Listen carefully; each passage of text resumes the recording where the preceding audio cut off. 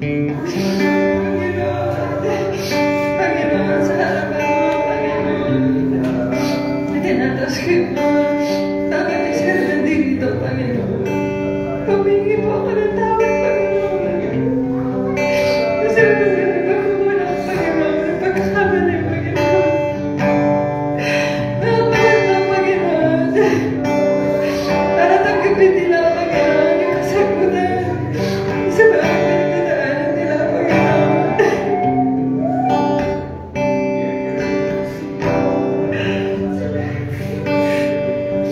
Salamat, Panginoon.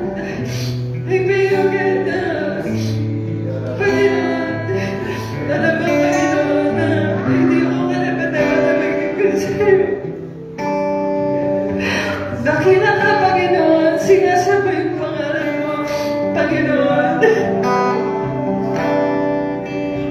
Pero sa pagkatawag mo sa amin, Lord, hindi ka na yung matanggihan, Panginoon.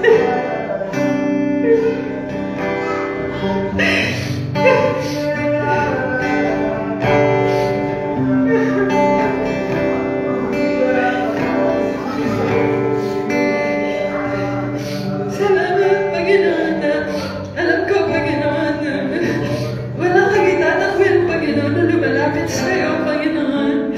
Alam mo, Panginoon, ang pinagdaanan nila, Lord, narinig mo, Lord, yung pag-iyak nila. At nagpapasalamat ako, Lord, na Diyos ka, Panginoon, natutugon, Panginoon, sa pangangailangan na mga taong bumibili sa'yo, Panginoon. Salamat, Lord, sa biyaya mo sa gabing ito, Panginoon. Tunay nga, Panginoon, na dakila ka, Panginoon. Lord, ano ba yung tao, Panginoon, para pagkatiwalaan mo siya ng iyong salita? Para tulungan mo siya, Lord, at tulungan mo siya magpakambaba, Panginoon. Salamat, Panginoon, na kinaawahan mo kami at nakita mo kami, Panginoon, sa dinami-rami ng mga tao sa mundo, Panginoon. Salamat, Panginoon, na mabuti ka, Panginoon. Alam ko, Panginoon, na kikilos ka ngayong gabi, Lord, na napalataya ako, Panginoon. Lord, I pray that you cover each and every one of us by your blood. Kung meron pang natitira, Panginoon, binibigay namin lahat sa'yo, Panginoon. Yung buhay namin, Panginoon, binibigay namin sa'yo, Panginoon. Binibigay namin ito sa'yo, Panginoon. Gawin mo ito katanggap-tanggap, Panginoon, pag mga hayaan ng gano'n. Again, magkaroon ng development Lord, sa church na ito, Panginoon. Nagmamakaama kami, Panginoon, na until we pass over, O God, protect us, O God, or cover us, Lord. Cover us, O God. I pray, Lord, that you anoint your word, O God, that you anoint every heart, Lord, that you give us a humble heart that receives your word, O God. Bago, Panginoon, na gamitin mo ako sa salitang ito, Lord, ako'y muna mong baguhin, Panginoon. Salamat, Panginoon, na samahan mo kami, Lord, ngayong gabi na ito, Panginoon. O God, pagalingin mo yung puso na gano'n na sugatan, Panginoon. Pagpalain mo yung bawat pangangailangan, Panginoon. And I pray, O God, na pawigin mo na, God, yung pagod, O God, sa bawat isa sa trabaho, sa pag-aaral, Panginoon. And Lord, I pray, Lord, na alisin mo yung burden, O God, yung offense, O God, sa heart namin. Lord, we forgive those who sin against us, O God. Para mag-isip namin, Lord, kung ano man yung hinahanda ko. Yung gabi, Panginoon. Salamat po, Panginoon. And I pray, Lord God, isang bagay na ng Panginoon na may taas lahat ng kalwalatian sa iyong pangalan. May taas ng lahat ng kalwalatian sa iyong pangalan, Panginoon. Sapat na yun, Lord God. Yun yung dahilan bakit kami nabuhay, Panginoon. Salamat po, Panginoon. Samahan niyo po kami, Lord. Kayo po yung maging oh God, ikaw yung maitaas, oh God, gabayan mo kami, Lord, kung maging nasa gitna namin, Panginoon. And I pray, oh God, cover the whole earth by your blood. Oh God, intervene all over the earth, oh God, as your word be preached, oh God. I pray, oh God, for your intervention, oh God, that you deliver, oh God, the captives free, oh God. Open the prison doors, oh God. Heal the sick, raise the dead, oh God. Oh God, increase our faith, oh God. Destroy every doubt, oh God, in our hearts, oh God. For if we will only believe, oh God, mighty things, oh God, will be done, oh God. Thank you, Jesus, oh God. Seal Holy Spirit with your name, with your blood, oh God. Thank you, Jesus, Lord. Oh, glory and honor and praise to you, Lord. In Jesus' name, amen.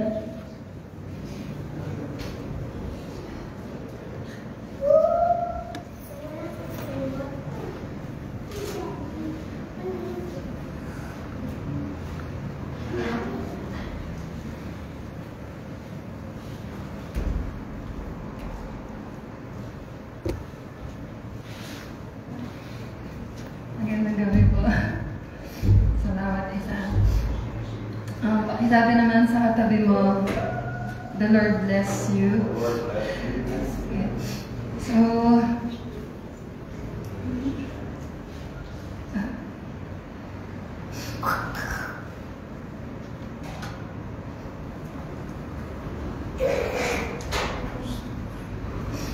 sige po,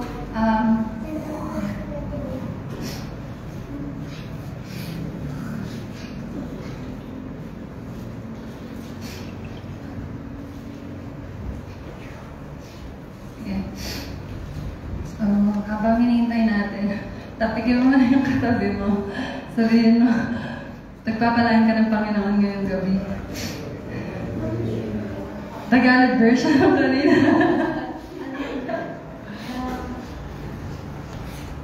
Okay.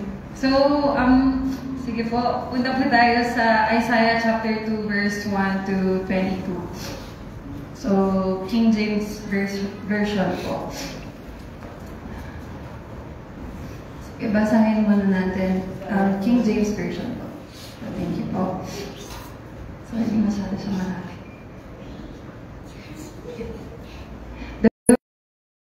Isaiah the son of Amos spoke concerning Judah and Jerusalem. And it shall come to pass in the last days that the mountain of the Lord's house shall be established in the top of the mountains, and shall be exalted above the hills, and all the nations shall flow unto it. Verse 4 po. And he shall judge among the nations, and shall rebuke many people, and they shall beat their swords into plowshares, and their spears into pruning hooks. Nation shall not lift up sword against nation, neither shall they learn war anymore. Verse 5, O house of Jacob, come ye, and let us walk in the light of the Lord. Verse 6, Therefore thou hast forsaken thy people, the house of Jacob, because they be replenished from the east, and are soothsayers like the Philistines, and they please themselves in the children of strangers. Verse 7, Their land also is full of silver and gold, neither is there any end of their treasures. Their land is also full of horses, neither is there any end of their chariots. Their land also is full of idols. They worship the work of their own hands, that which their own fingers have made. Verse 9, And the mean man bowed down, and the great man humbled himself, therefore forgive them not. Enter into the rock, and hide thee in the dust, for fear of the Lord, and for the glory of his majesty. Verse 11, The lofty looks of man shall be humbled, and the haughtiness of men shall be bowed down, and the Lord alone shall be exalted in that day.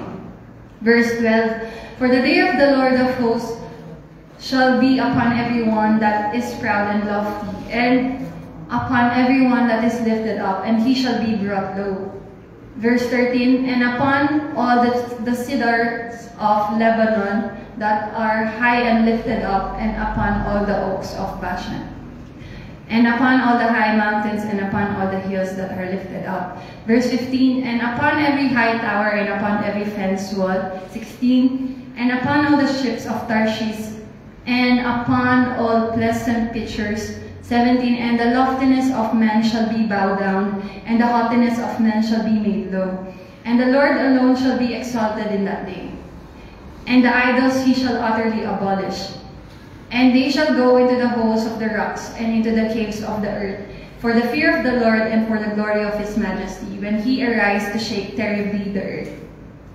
Verse 20, in that day a man shall cast his idols of silver and his idols of gold, each one for himself to worship to the moles and to the bats, to go into the clefts of the rocks and into the tops of the rocks for fear of the Lord and for the glory of his majesty, when he arise to shake terribly the earth. Cease he from men. Chapter 2. So, balik po tayo sa verse 1 hanggang verse 2. So, sabi dyan, the word that Isaiah the son of Amos saw concerning Judah and Jerusalem. And it shall come to pass in the last days that the mountain of the Lord's house shall be established in the top of the mountains, and shall be exalted above the hills, and all nations shall flow unto it. So, sa beginning ng chapter, nabanggit kung para kanino yung word. So, sabi, verse 1 po, sabi na, so concerning Judah and Jerusalem. So, yung word na to, para siya sa Judah and Jerusalem. So, alam naman natin yan, tumutukoy siya dun sa mga people ni Lord. So, ganun din, sa verse 2 naman, nasabi din, nabanggit din kung kailan yung time frame, kung kailan siya magaganap. So, it shall come to pass in the last days. So, yung word na yun, di siya literal na kung sino yung mga nasa Bible, and then yung mga tao, yung mga sumusunod kay Lord, particularly sa last days siya, which alam naman natin, kasama tayo din sa last days. So, this word, sobrang instructive niya para sa atin kasi part tayo ng last days. And alam ka naman, sinusunod niya yung Panginoon, kaya you are part of those people ni Lord na dati tinatawag silang yan, Judah, Jerusalem, Israel.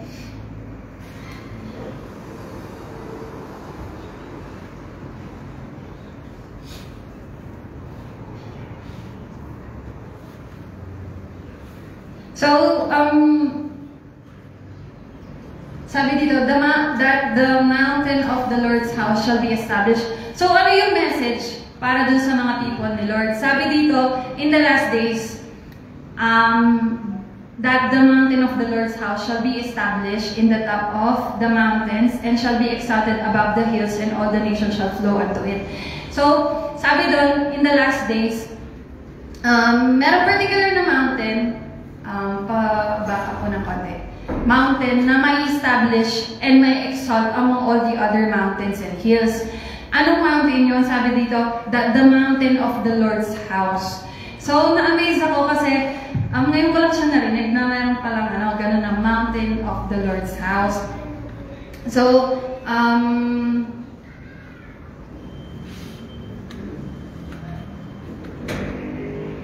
sige, okay lang.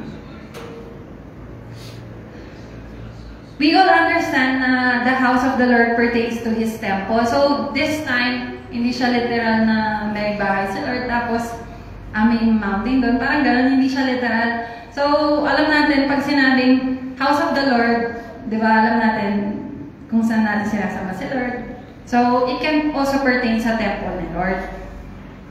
And then, surprisingly, meron ding nabanggit na mountain which can be better understand sa verse 3. So, na-curious ako kasi pag sa English, pag sinabing mountain in the Lord's house, ibig sabihin may mountain doon. Pero pag sinabing mountain of the Lord's house, ibig sabihin, yung Lord's house, meron siyang mountain. Magbibigay ako ng example. Say for example, sige, titignan ko yung example ko. Ayun. So, say for example, bus in the school. Pag sinabing bus in the school, merong bus sa school. Not necessary na yung bus na yun, pagmamayari siya ng school. Basta may bus lang sa school. There is a bus in the school. So, kahit pagmamayari na or hindi, basta meron lang bus sa school. Pero pag sinabing bus of the school, ibig sabihin, bus na pagmamayari ng school. Kasi bus of the school siya. So, meaning, itong mountain na to, hindi lang siya parang nandun lang sa house ni Lord. kumbaga, it really belongs to the house of the Lord, that particular mountain. And then, jump tayo sa verse 3. Sige. And many people shall go and say, "Come ye, and let us go up to the mountain of the Lord, to the house of the God of Jacob." So, pause lang po tayo doon. So, ito, justify niya bakit mountain of the Lord's house. Kasi, sabi niya, mountain of the Lord, to the mountain of the Lord, to the house of the God of Jacob. Meaning, hindi siya nilagyan ng conjunction na and, or ganon. Ibig sabihin, isa lang siya. So, hindi siya parang kakaiba na yung mountain, iba siya, yung house ni Lord, iba siya. So, magkasama siya. One siya. Kasi pag nagganyan siya sa English na kama lang, halimbawa, Michael, the CEO of something ganon, may kama lang, pero both of those things pertain to Michael. So, the CEO of Bigas, Bigas ng San Fernando.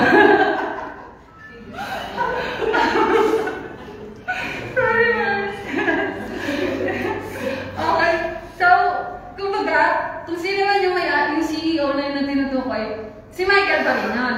And then si Michael, siya pa rin yung may-ari, yung CEO ng bigasan na yun. So, kumbaga, parehas lang siya. Ang pag ganun yung way ng pagsusulat. So, dito, ganun siya. So, kinlarify ni Lord na, kasi parang nagtataka ako, may mountain. Kasi nung una, parang akala ko mountain in the house of the Lord. Akala ko may mountain sa house ni Lord.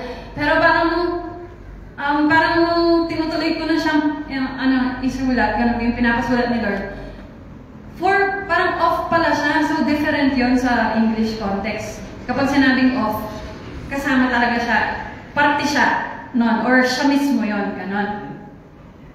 So, sabi doon, it was said in the passage, yan, ang baba muna po natin yung konti.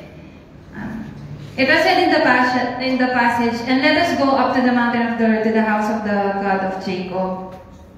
So,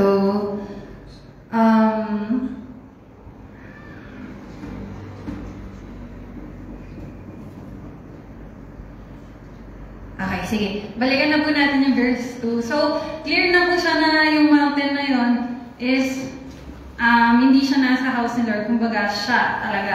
Parte siya ng house ni Lord. And then yung house ni Lord, parte din ng mountain na yon. So, kumbaga, vice versa sila. So, anong sabi doon sa mountain of the Lord? Kung ano yung mangyayari doon? So, in the last days, yung mangyayari doon sa mountain na yon, i-exalt siya ni Lord. So, una, i-build siya ni Lord. Yung mountain na nasa inside ng house ni Lord. So, hindi inside, kumbaga, yung mismong mountain, okay, sa house ni Lord. So, i-build niya and then i-exalt niya. Okay? Tapos, nung piniprepare ko yung word, sabi ko, Lord, ano kaya yung mountain na yun? Yung mountain na yun na matatagpuan. Kasi, pag house ni Lord, church yung parang pumapasok sa akin. Yung pinapaunahan sa akin, Lord, na church yun. And then, tinatanong ko si Lord sa heart ko. Sabi ko, Lord, saan kaya namin nahanap yung mountain na yun? Ganon. Ganon, saan namin mahanap? Or ano yung mountain na yun? Kasi, nandun ba kami? Yung ganon. Kasi, meron na na-preach dati that we can climb in the mountain of the Lord. Pero yung understanding na paano natin malalocate kung yung ba talaga yung mountain ni Lord? Nasa mountain ba talaga tayo? Nagka-climb ba talaga tayo sa mountain ni Lord? Ako personally, hindi ko alam. Hindi ko siya alam na kailan ko hahanap or paano ko malalaman na nahanap ko na. And then, nilito ako ni Lord sa verse na to. Punta po tayo sa Luke 21, verse 37, NIV. Luke 21, verse 37, NIV. NIV po. Each day, Jesus was teaching at the temple, and each evening he went out to spend the night on the hill called the Mount of Olives. So, kumbaga, na-relate siya. Di ko alam kung bakit yun yung binigay sa akin ni Lord, pero malalaman natin siya dito kasi, di ba sabi dyan, each day and each night. The Lord Jesus always climbed this mountain to commune with the Father. We are familiar, which alam ko familiar kayo. Kapag binasa yung New Testament, kasi dati parang nag-chat, nung pagkatapos nag-preach ni Angelica about olives, may something na nag-devotion ako. Tapos napansin ko, si Lord, lagi pala siyang umakyat sa Olive, Mount Olive. Doon siya nagsispend ng night, tapos doon siya nagpe-pray, gano'n. Tapos, yan, sabi nga, ito yung, yung parang evidence na each evening he went out to spend the night on the hill called the Mount of Olives. So, si Lord lagi siyang nandyan. And then, yun, bigla, nung piniprepare ko yung word, naalala ko yung preaching ni Angelica. Tapos sabi, but, di ba alam natin kung anong representation ng olives? Kasi para sa akin, walang sayang. Bakit lagi umaakyat si Lord sa Mount of Olives? May significance yun. Bakit hindi na lang sa Mount of Sycamore, sa Mount of Mangga? Okay, mga ganun. So, bakit hindi sa ganun? So, may reason. Kasi, walang sayang, ganun. Bakit yun yung salita na yan or yun yung place na laging pinupuntahan ni Lord. And then, alam natin yun, di ba sabi ni Angelica, para makuha natin yung purong oil from the olives, kailangan mo na siyang ma-crush down, mabitten. Di ba? Parang dapat patay siya sa mundo. So, wala siyang worldliness. Ganon. Dedicated siya kay Lord. All out siya kay Lord. I believe the Lord has a message why He let us know that His house, the temple or the church, has a mountain. He wants us to know that there is something that we need to pursue and climb in His house. But how can one identify that He has already know about the mountain? May part ba sa'yo na nadudurog because of the Lord's house? Things that cause surrender na too painful, hard to bear, but still you decided to do for the Lord's temple and people.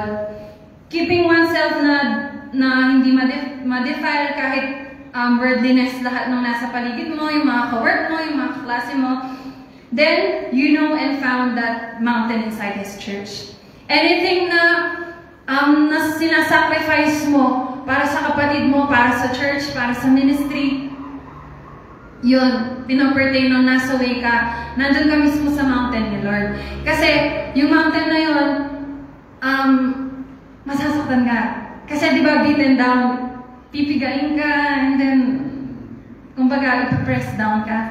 And whatever that area, yun yung mountain ni Lord. Hindi siya parang, eto siya, and then inolocate mo, hindi siya ganun na may direction. Si Lord mismo, inangalaw ka niya doon, and iba-iba tayo nung area na, kumbaga, mountain of the Lord's house. Kung saan yung pinapagawa sa'yo ni Lord, sabi ni Lord, ito yung gawin mo, and then, maraming kailangang i-sacrifice. Yun yung mountain of the Lord's temple or house sa'yo.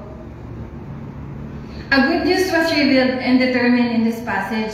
Because you choose to sacrifice, ma-crush down and beaten for the Lord's house, sa mga ministries, outreach, pati sa personal, the Lord guarantees that He will establish and exalt you among the others. So yun yung sinabi ni Lord na in the last days, pinangako niya yun, that the mountain of the Lord will be exalted among the other mountains. Magsashine yung Lord's house, yung mountain na yun, kung saan ka laging nasasaktan, kung saan ka laging nahihirapan, pero sinasacrifice mo, binibigay mo kay Lord. Darating yung time, yung season, na fully built ka na doon, malakas ka na doon, and then sabi ni Lord, paparangalan ka niya. Paparangalan ka niya. Yun yung pinangako niya, kung babalikan natin sa verse 2 ng Isaiah 2, chapter 2.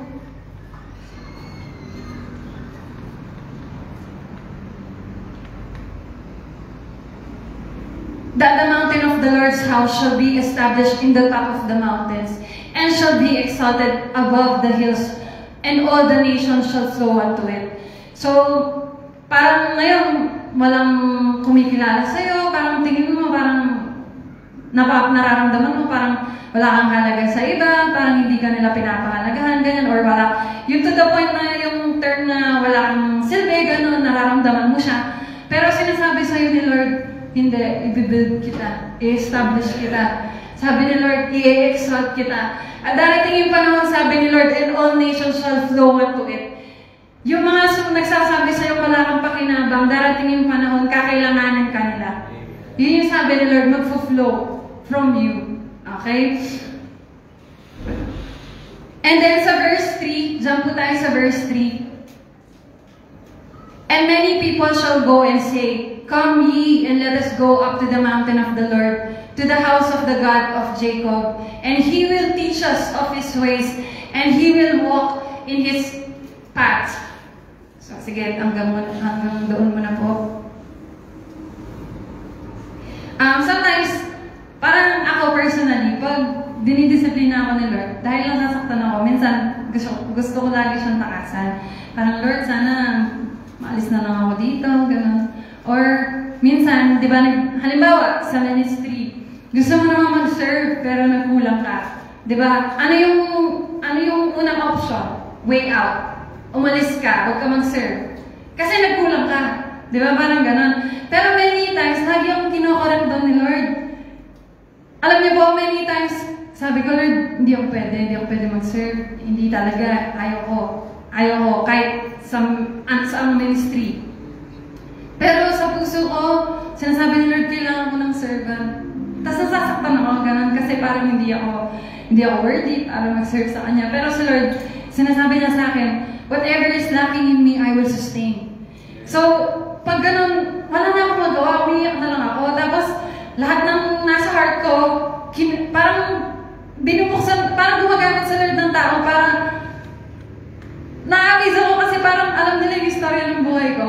Parang gano'n na ito yung kailangan ko, na kapag sinabi ng taong nito, yung bagay na yun, hindi na ako hihindi, magsuserve na ako, gano'n. Na-amaze ako kasi si Lord lang si Lord lang yung nakakaalam. Tapos, yun na ano ako na, minsan gusto ko talaga siyang takasan, pero pag inaalala ko yung church, gano'n, yung pangangailangan ni Lord sa servant na hindi lahat gusto mag-serve sa Kanya, gano'n.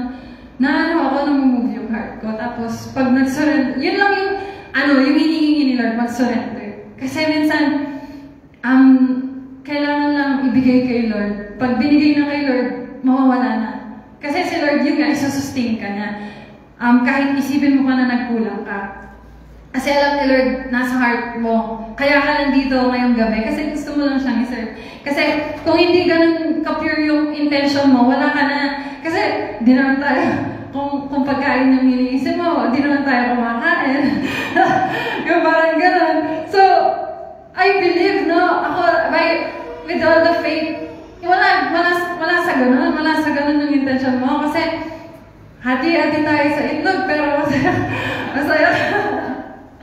Yung ganun. Ibig sabihin, yung focus mo wala sa material things, wala sa situation, sa circumstances. Kaya nga lang minsan yung nagiging hindrance para paglingkuran natin si Lord na kulang tayo or mayroong pagkakamali, gano'n. Pero si Lord gusto niya, lumapit tayo sa Kanya, i-confess natin na nagkulang tayo, and then si Lord, ayusin niya. Kasi diba, si Lord ganun siya, alam niya, bakit pag sinabi na yung tao, poor siya and needy siya? Yun yung description sa Bible. Yun ng men, poor siya and needy siya. And yun yung picture na kailangan ka sa oras na yun. And walang oras na hindi ka nangailangan kung poor ka, kung needy ka. Di ba pag tinignan mo yung poor sa labas, alam ko, binabless kayo ni Lord, ganyan, hindi natin masyadong nararanasan yun sa labas. Pero tignan mo yung buhay ng isang pulubi. Kailan siya hindi nangailangan? Di ba palagi siya nangangailangan kasi poor siya? So, lagi, may pangangailangan tayo sa Lord. Pero, gusto kong i-share na the place where you are crushed, beaten, kung saan ka nasasaktan, nahirapan, gano'n. Parang nabapress down ka, yun. Parang yung pag-iyak mo sobrang sakit, gano'n. Is also the place where the Lord teaches you. Doon ka tinuturuan ni Lord. Our Lord Jesus, kapag nagtuturo sa buong maghapon, He never lacked wisdom.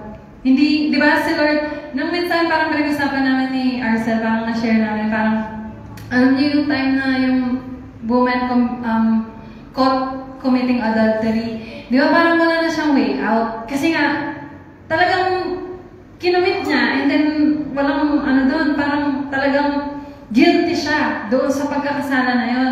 Pero si Lord, full of wisdom siya, naipagtanggol niya pa rin. Naipagtanggol niya pa rin yung babae. So, that shows na si Lord never siya nag-lack sa wisdom. He was able to answer and address concerns justly because he didn't leave that mountain, that place, even to the end. Punta po tayo sa Luke 22, verse 39 to 42. Luke 22, verse 39 to 42, King JV.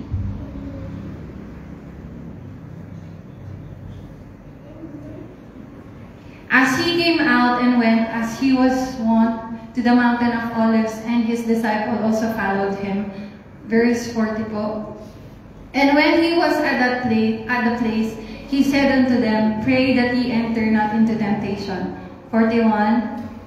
And he was withdrawn from them about a stone's cast, and knelt down and prayed, saying, Father, if thou be willing, remove this cup from me. Nevertheless, not my will, but thine be done. So, nakita natin kanina, si Lord, nung nangyari to, nasa Mount Olives pa rin siya. And, alam natin yung pakiramdam, di ba? Sige po, verse 43. 44 po. And, being in an agony, he prayed more earnestly, and his sweat was as it were great drops of blood falling down to the ground. So, sa sobrang sakit ng nararamdaman ni Lord, ganito na yung na-experience niya. Pero, hindi niya iniwan. Hindi siya umalis doon sa Mount Olives. Doon pa rin yung last na nagpunta si Lord. And,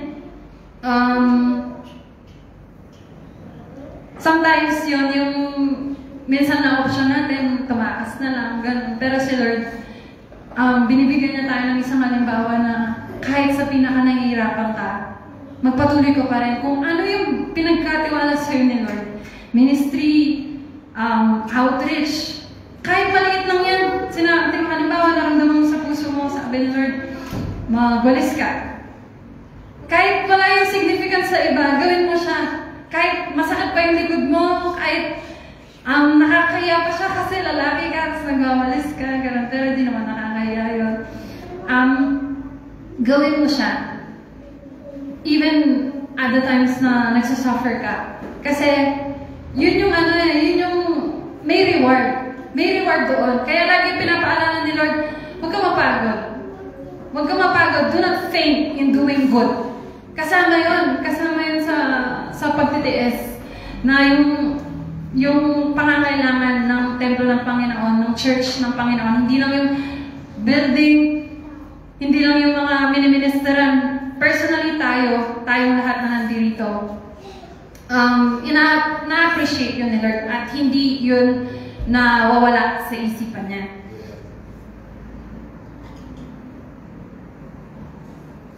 Another parang revelation, aside doon sa place kung saan naka-crash down tayo, yung mountain of the Lord's house, it can also be or may represent a place where we are humbled. So, times when we are crushed down and beaten, nasasaktan na hirapan dahil sa commitment natin to serve the Lord is also the time na na-humble tayo. Yun na-testify ko kanina na nagsasubmit na lang. Isn't it pag nagsasubmit ka, that shows humility. Kasi hindi mo pinipilit yung gusto mo. Gusto mo, huwag ka lang mag-serve, pero nilalay down mo yun. That is humility. That is surrendering to the Lord. And that is also the mountain of the Lord's house. And kung ikaw, ginagawa mo yun, sinusuko mo, kahit mahirap, nandun ka sa mountain of the Lord's house.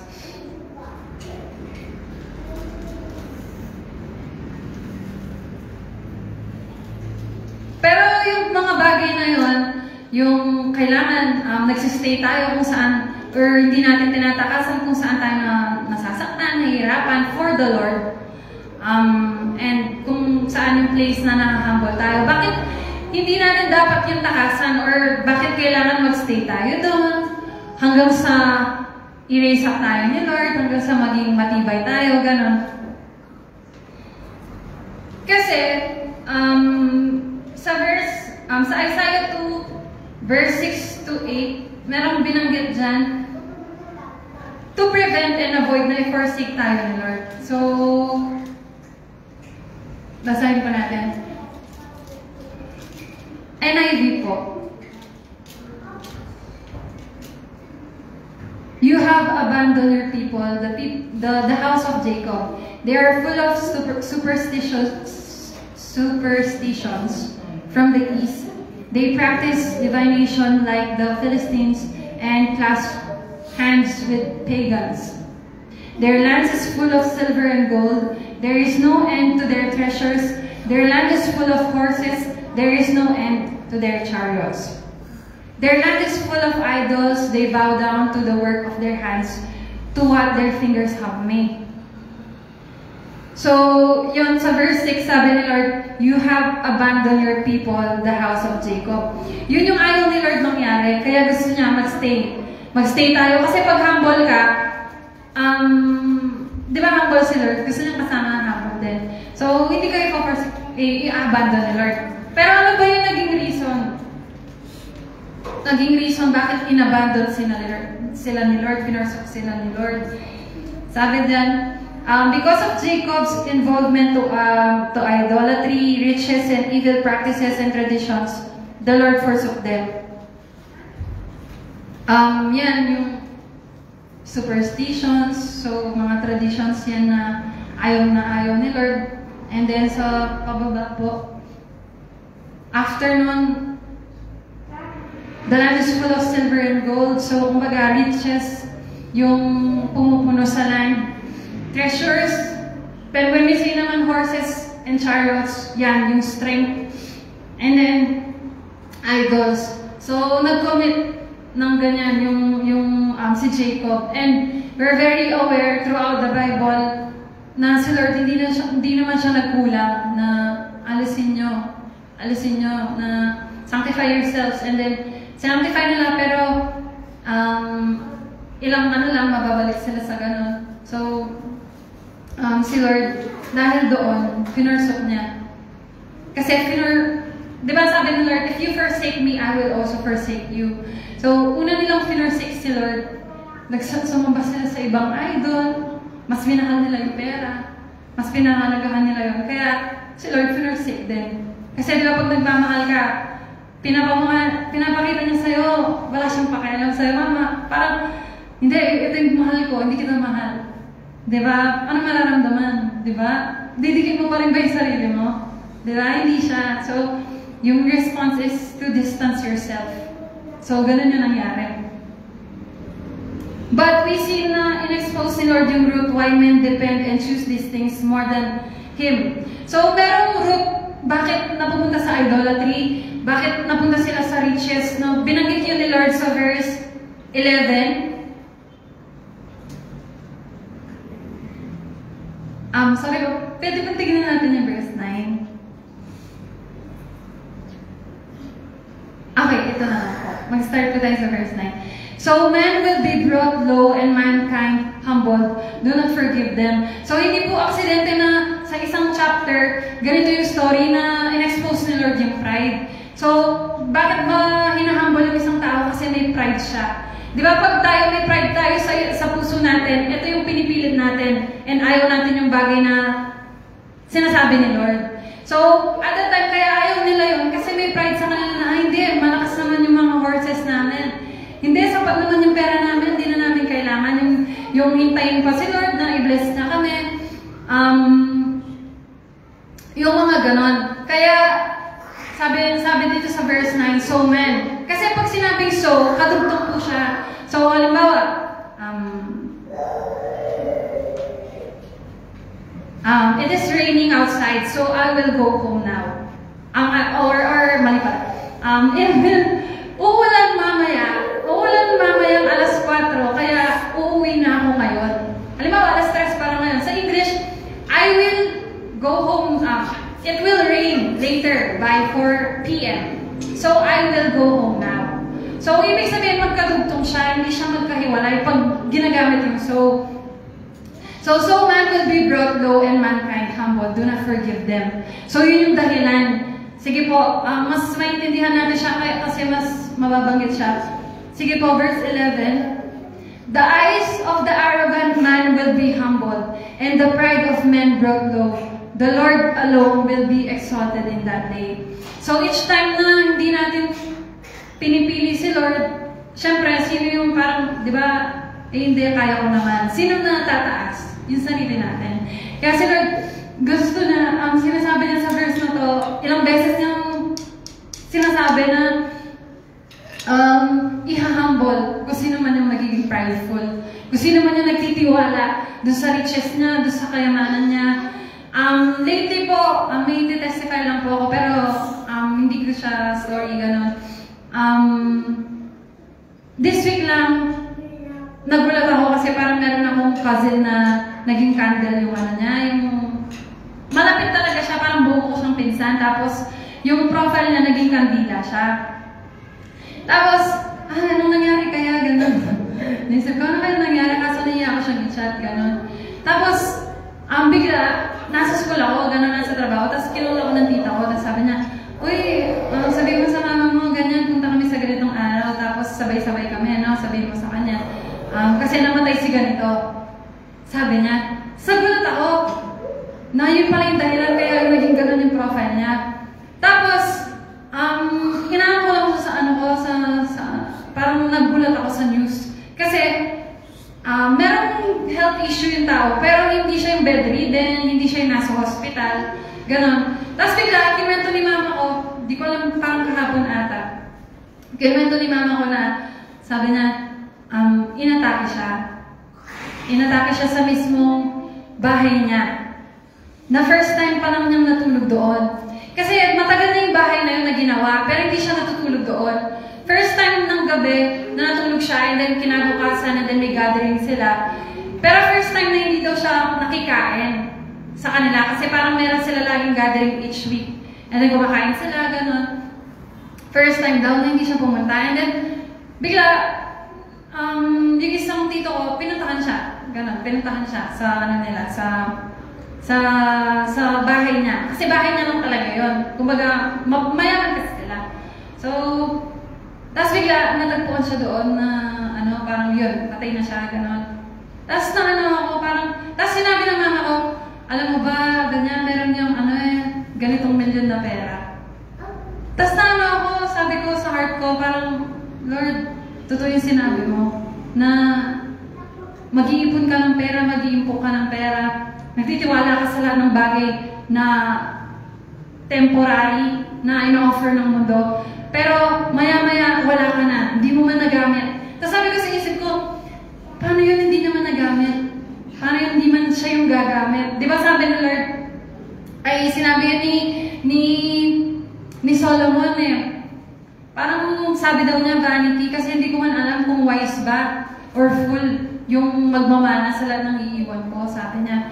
So, parang inaano ni Lord na sa akin na hindi siya dapat na kung yung puso mo nasusway siya sa pera, gano'n. Kasi this week, parang may something na namumove sa heart ko when it comes up. Hindi siya literal na gusto ko ng pera, gano'n. Kasi alam ko si Lord, dinidisiplina niya ako sa pera. Pero parang naawa ako sa sarili ko. Pero tinuturuan ako ni Lord na hindi, ina-extend kita. Para masanay ka na kung meron man, okay ka. Pag wala, okay ka. Parang ganon. Kaya si Lord, inaalaw niya mag-suffer ka. Kasi kasi pag sanay kang meron, mahirapan ka pag nawala na. Kaya si Lord, binibless ka niya, pero inaalaw niya din na mag-go through ka doon sa wala ka. Wala ka muna ngayon. Kasi di ba merong verse, kapag sumobra, di ba sabi niya, Lord, wag mo akong payamanin, baka makalimutan kita.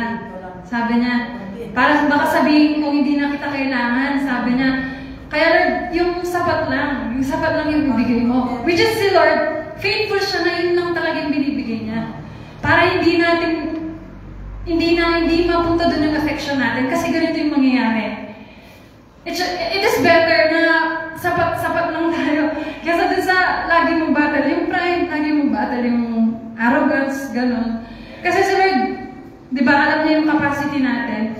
So, mas ako gugustuhin ko yun na hindi ko maintindihan ngayon, nahirapan man ako ngayon. Pero doon kasi na-save ni Lord.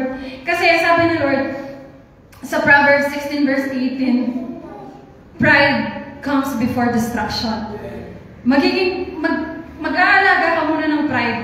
Yun yung mauuna, hindi madidestroy ka.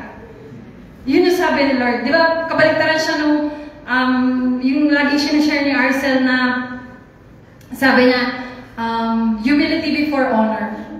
May honor kapag humility, pero pag pride, destruction, mabawasak ka talaga.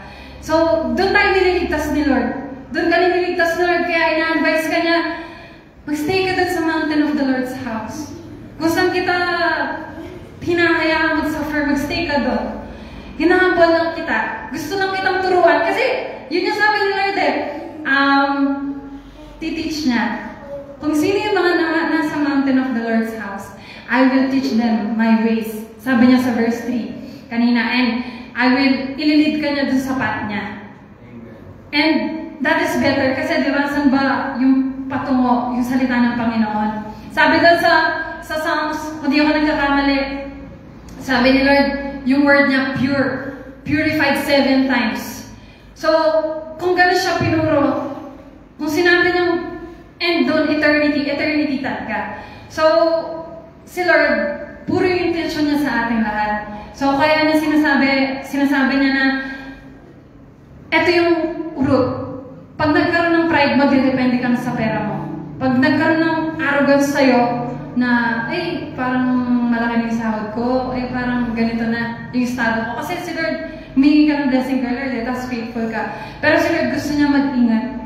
Ako po, personally, nung piniprepare ko yung word, sabi ko, Lord, ako yung unang-unang.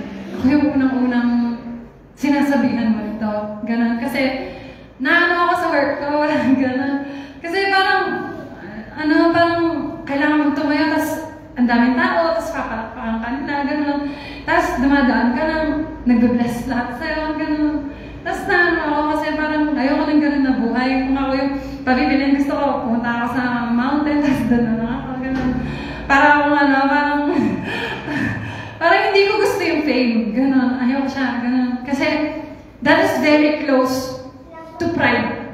Kasi kinikilala ka na, gano'n, nire-respeto ka, which is ayoko siya, gano'n. Pero parang inaano ko si Lord na baka, Lord, dito ka may exalt. Kung doon si Lord may exalt, syempre, ibe-bear mo siya.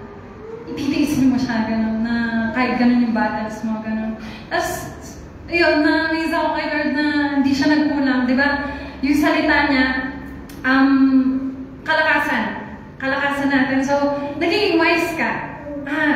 Yun, parang, nung time na yun na magsasalita ako sa maraming tao, and then, yung wala akong maalala ng verse sa phone ko, pride comes before destruction. So, lagi kong tinatanong sa sarili ko, pinapaalala ko, madidestroy ako pag nagmalaki ako, gano'n. Kaya parang dinidisiplina ako dun ni Lord na hindi pwede na magmamalaki kasi parang gano'n. Dapat yung glory, binibigay lang natin kay Lord. And yun, warning siya. Diba, the word of the Lord warns us. Bakit tayo na-warningan ni Lord? Para mag-prevent, para ma-avoid, para hindi na siya mangyari. Para hindi ka mag-end sa gano'n na madidestroy.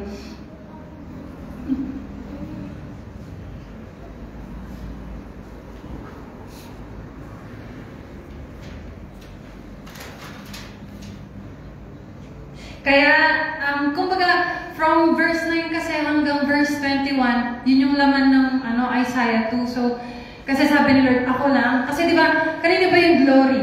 Kaya di ba nag-fall, napaalis si Satan, si Lucifer from heaven. Kasi di ba nagandahan siya sa sarili niya. And then he want to take the position of God. And ano yung root nun? Kasi prideful. Pride yun na, pwede din ako.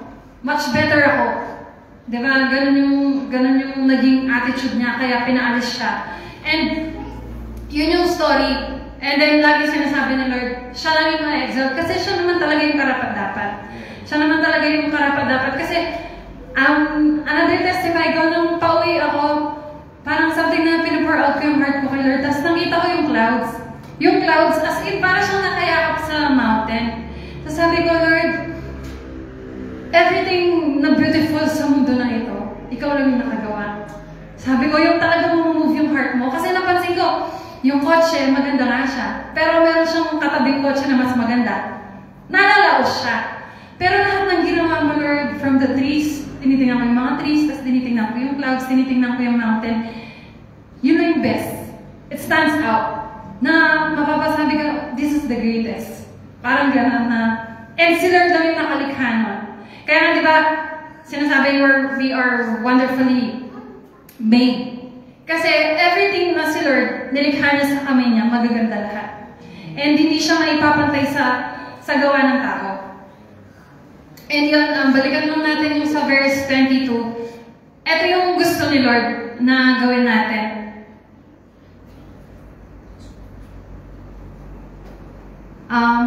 Ayan po. Stop trusting in men who has but a breath in his nostrils. Of what account is he? Meron po bang ISV version o kaya po NEM?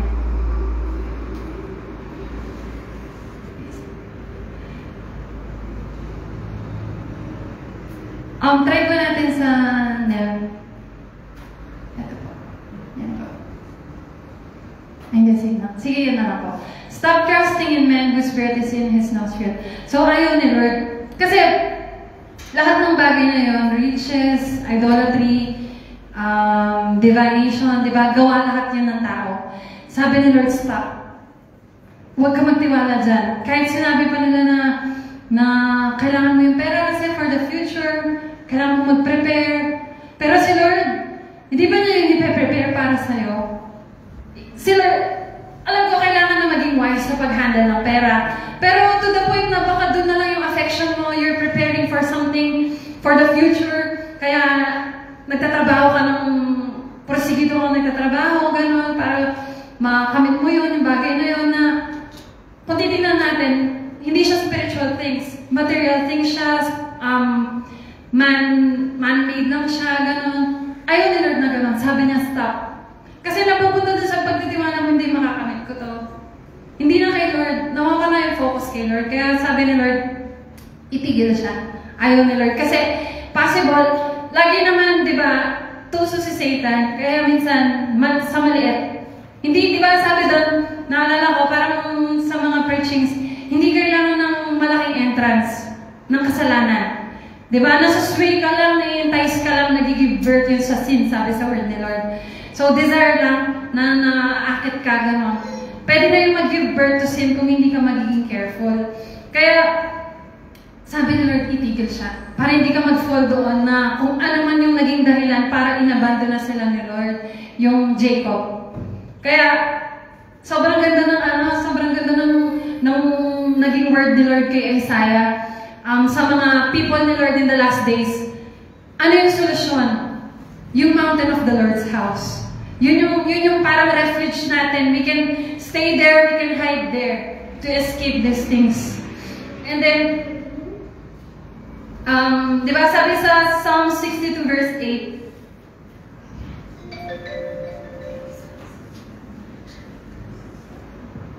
akit naman niya, no? Sige, basahin ko po. Sabi sa Psalm 62 verse 8, New King James, trust in Him at all times, you people. Pour out your heart before Him. God is a refuge for us. So, gusto ni Lord sa lahat ng pagkakataon. So, at all times, may pera ka, wala ka, masagana ka, hindi. Gusto ni Lord, nagtitiwala ka sa Kanya.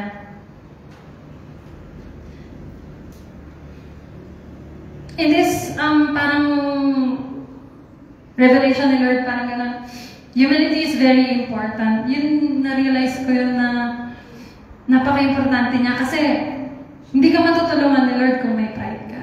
So, parang sa akin, kung hahayaan mo yun sa heart mo, malayo si Lord. Kasi di ba, hate niya yung pride. Abomination yun sa Kanya. So, kung meron ka palang katiting sa Kanya, di ba yung abomination, karumal-dumal?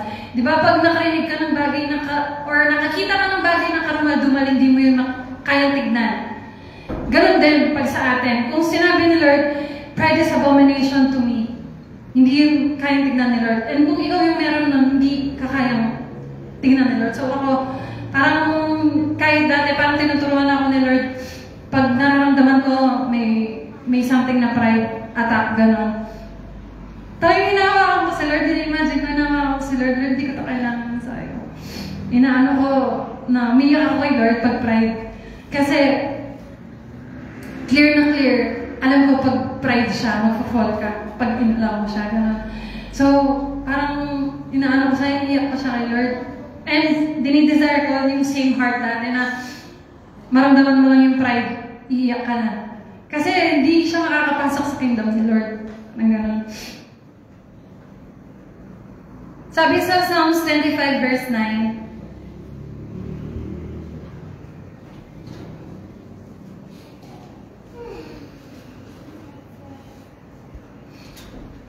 sabi dito, the humble He guides in justice and the humble He teaches His ways. So, sometimes nalilito tayo, saan na ba tayo pupunta? Ano na ba yung susunod? Ganon.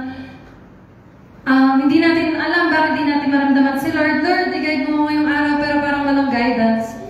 I-check natin kasi sa ibang translation po sa King James,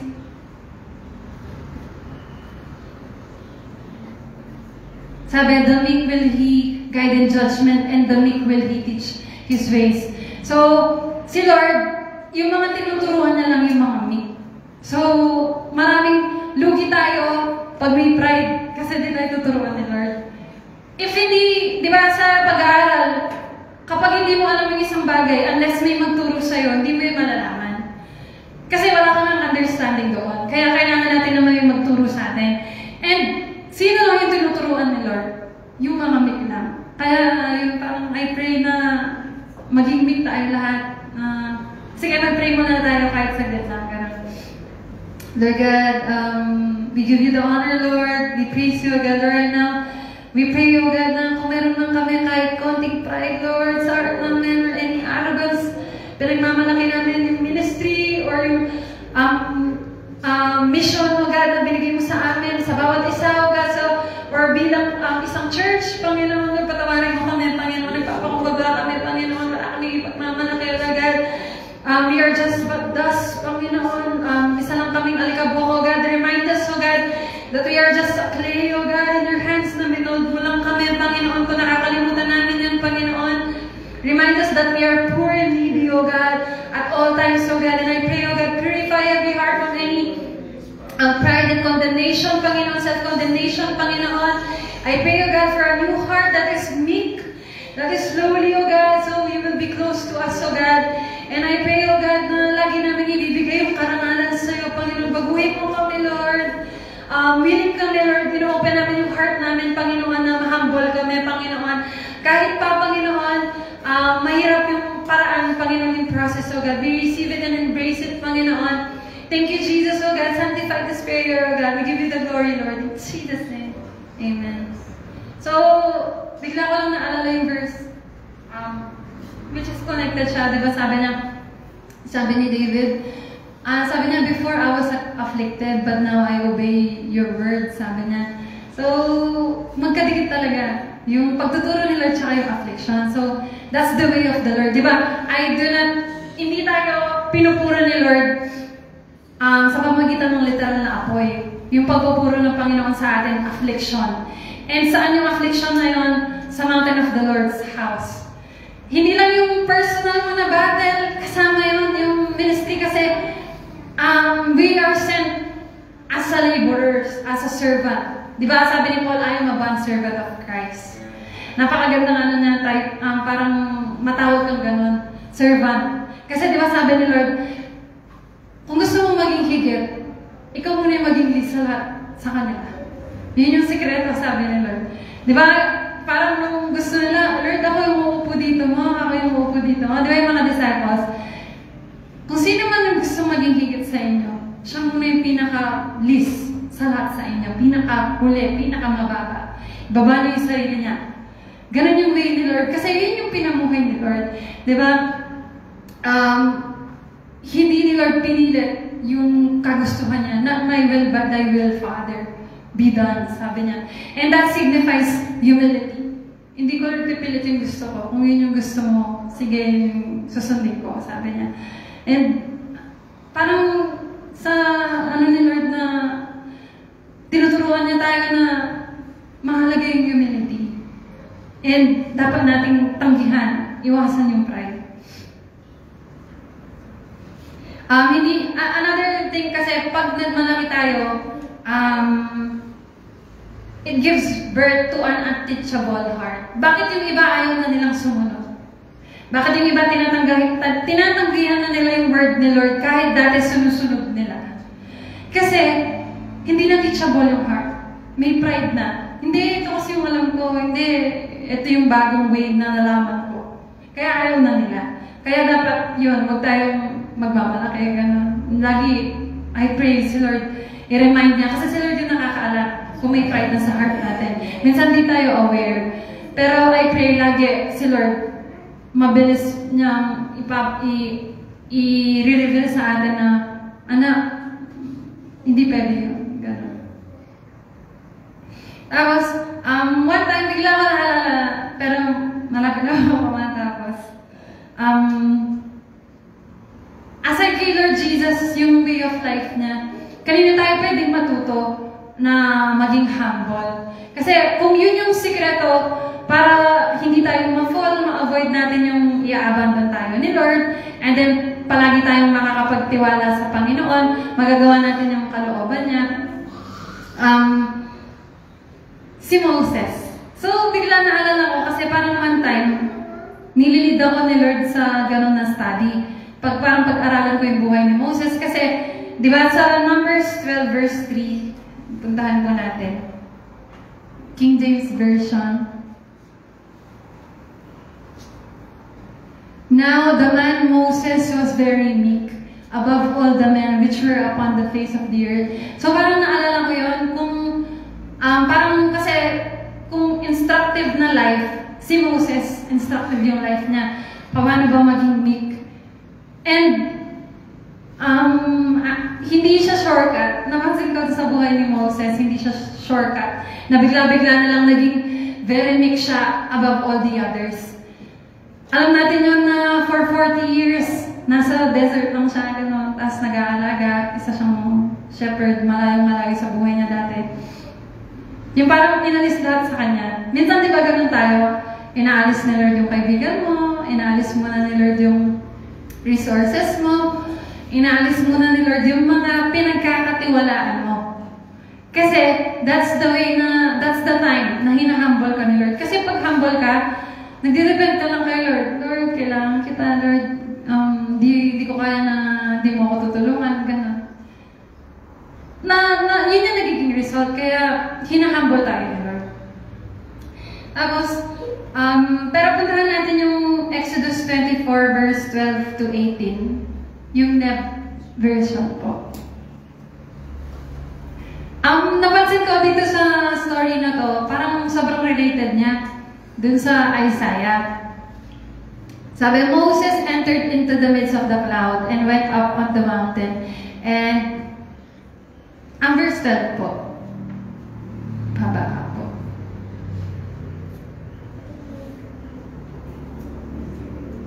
The Lord said to Moses, "Come up to me on the mountain and stay here, and I will give you the tables of stone with the law and the commands that I have written, that you may teach them."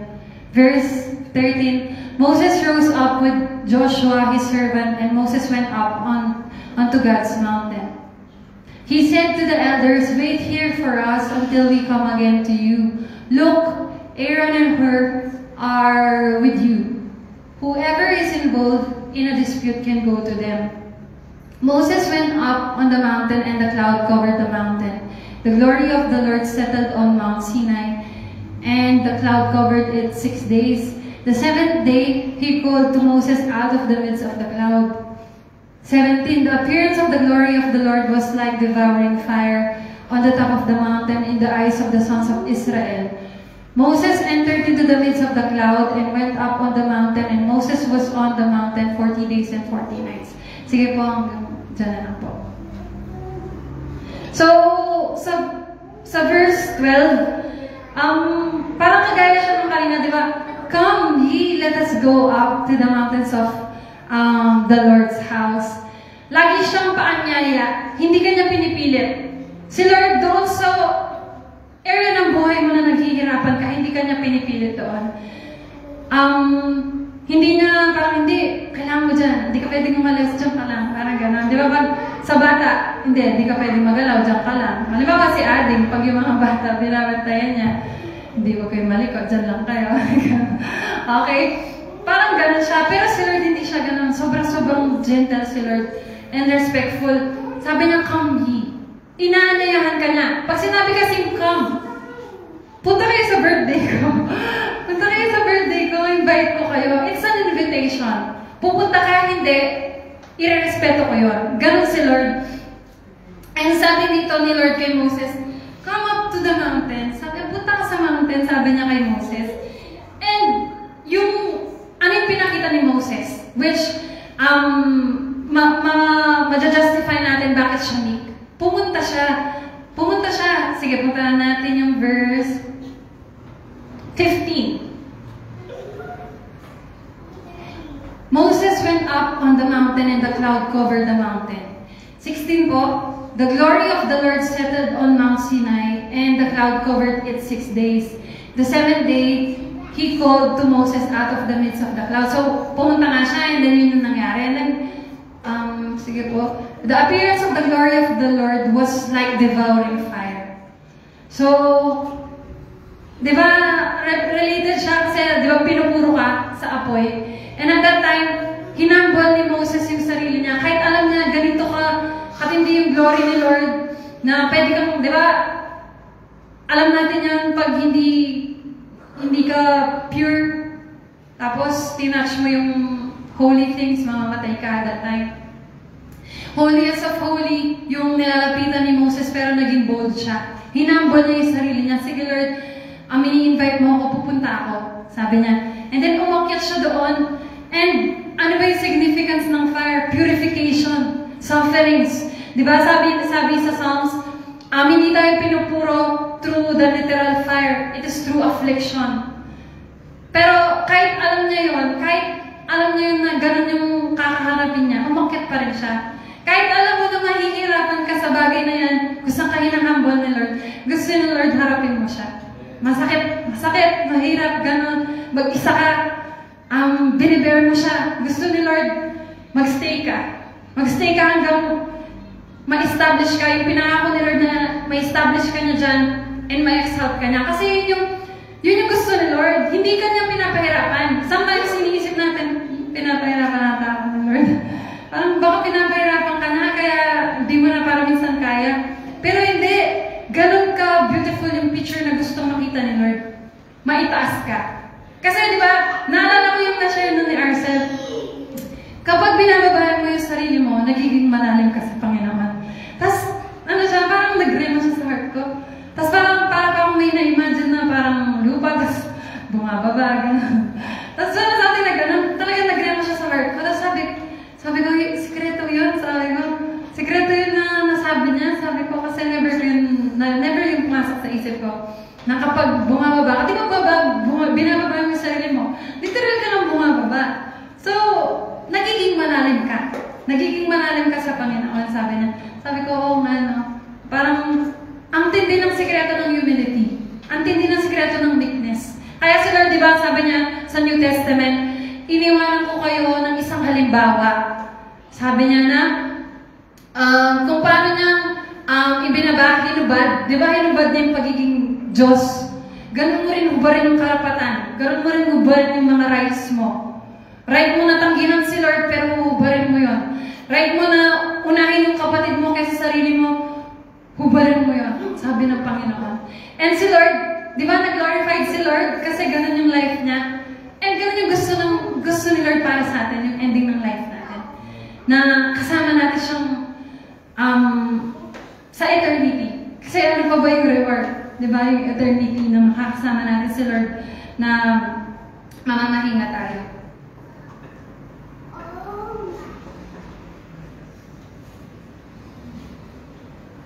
So, yun lang yung parang the Lord wants us to learn humility. And forsake. Learn to forsake. Hindi pa perfect. Hindi ko sinabi na parang bakit sinashare sa harap kasi ako mismo parang okay na ba ako sa pride? Wala na ba talaga? Yung attack continuous siya. Naalala ko yung last na lang, yung parang sa book ni Anna Rountree dati, yung parang nabasa ko. Sabi niya, kapag daw inaangat na ng Panginoon, kasi parang sabi ng angel sa kanya, meron kang kailangan na mag-ingat ka, sabi niya. Greedy for power, riches, as well as yung pride. Sabi ng angel, mag-ingat ka sa tatlong yan. Sabi niya, kapag inaangat na ni Lord, yan yung matinding attack. Which is, parang lagi ko siya na doon nag-fall kapag nagiging successful na yung ministry, nagiging mataas na yung parang pinagkakatiwala ni Lord, nagpa-fall sila sa pride, nagpa-fall sila sa pag-ibig sa pera, minsan nagiging magagalitin sila, parang yung posisyon nila, pinahahawakan nila kasi greedy na sila sa power. And doon ko na-realize kung gaano ka-importante yung meekness. Kaya si Lord, lagi pinaparaan niya tayo sa apoy. Minsan din natin maintindihan, pero yun yung dahilan to humble us, to deliver us. Doon sa, ay sige po, may last na lang na passage na babasahin ko. Hanapin ko lang.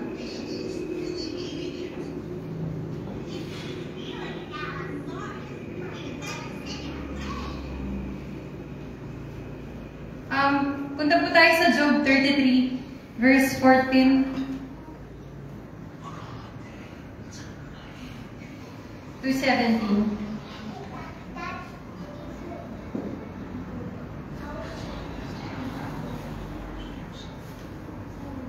NIV po.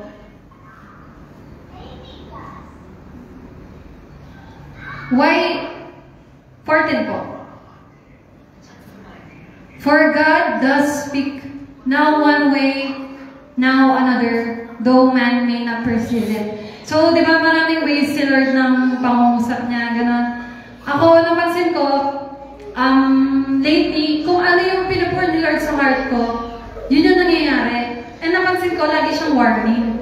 Na, halimbawa, mapapagalitan na ako sa principal, kaya ako itong gawin, gano'n. Sabi ko, Lord, parang pagod na ako, gano'n, sa ano ka na lang, parang ipapagbubukas ko siya. Tapos totoo po bukas, mapapagalitan ako dahil di ko siya ginawa. So parang, lagi si Lord, hindi niya hahayaan yung nagmamahal sa Kanya, or naglilingkod sa Kanya, na basta lang, hindi mo mapapahamak, or hindi mo parang bad na pangyayari. Lagi may warning muna si Lord. In anyway, pwedeng sa dream, sa vision, or even sa heart mo nung nagsispeak siya or gagamitin niya yung ibang tao. Sa verse 15 po, in a dream, in a vision of the night, when deep sleep falls on men as they slumber in their beds. 16 po, He may speak in their ears and terrify them with warnings. Bakit ganun? Bakit si Lord araw-araw sinasabi niya, magbasa ka ng word, alalahanin mo ako, huwag mo akong kalimutan. Pakinggan mo yung mga sinasabi ko. Kasi ito po yung gusto ni Lord, 17 po. To turn man from wrongdoing and keep him from pride. So, bakit ito ni Lord sinasabi, yung ganito na revelation niya, gano'n? Kasi parang, di ba, word ni Lord, tapos, bakit ka ni Lord, nangungusap si Lord sa'yo na pinag-iingat ka niya sa mga bagay-bagay na pwede kang ma-fall. Kasi ayaw ni Lord na ma-fall ka pa doon sa maling gawain. And gusto niyang i-keep ka from pride. Kasi, yun nga, ulitin ko lang, pride comes before destruction. Pride muna, magiging prideful muna yung tao bago siya madidestroy. Kasi meron naman talagang mercy si Lord na mag-speak siya, hindi, wag yan. Kasi gusto ni Lord humble. And, yun, pero may remedy lagi. Yun nga yung laging nasa-share ni Arcel na humility before honor. May honor pag nagpakumbaba ka. Pero, sister, ibig sabihin, the Christians strive to be perfect. Diba? Mag-strive tayo sa perfect. Kasi yung pride ano lang, kulang tayo. Maging perfect pa tayo. Kasi Christian tayo eh. Diba? Tama ba ako? O malitin? Meron pong verse po na gano'n, into the perfect image of God. So, yun po yung gusto ng Panginoon na maging kawamis natin siya. And then, si Lord po, yun po yung character niya na maging humble po. So, every day, di ba meron pong verse? Thank you po. Meron pong verse na araw-araw kanyang binabago. So, araw-araw yung pagbabago. So, hindi siya, kung 99% bukas, magbabago ka sa Panginoon, inopen mo yung heart mo, pero bukas 98 na 97 hanggang sa ma-zero na. Kasi yun naman talaga yung, di ba sabi ni Lord, into the perfect image of Christ. So kung ano si Lord, gusto niya, di ba, maging kawangis natin siya. And kung ano yung ugali ni Lord, gusto niya, maging ugali din natin. So yun. And yun lang po, praise God.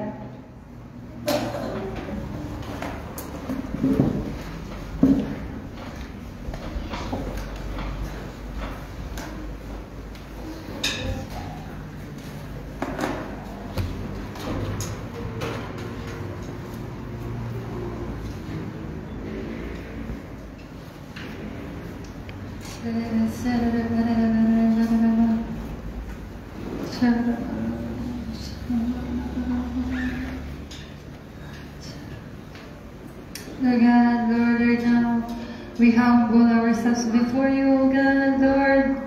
Hindi lang, Panginoon, yung tuhod namin, yung niluluhod namin sa iyo, Panginoon, pati yung puso namin, Panginoon, Lord. Sinong nakukauma, Panginoon, kung ano yung estado namin, Panginoon, higit sa iyo, Panginoon, alam mo yung puso namin, Lord. We are naked, O God, before you, O God. Kilala mo kami, Panginoon.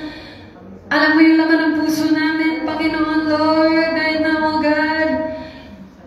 Lead us, O God, into sincere repentance, O God, kung meron man kaming hinarbor na pride, Lord.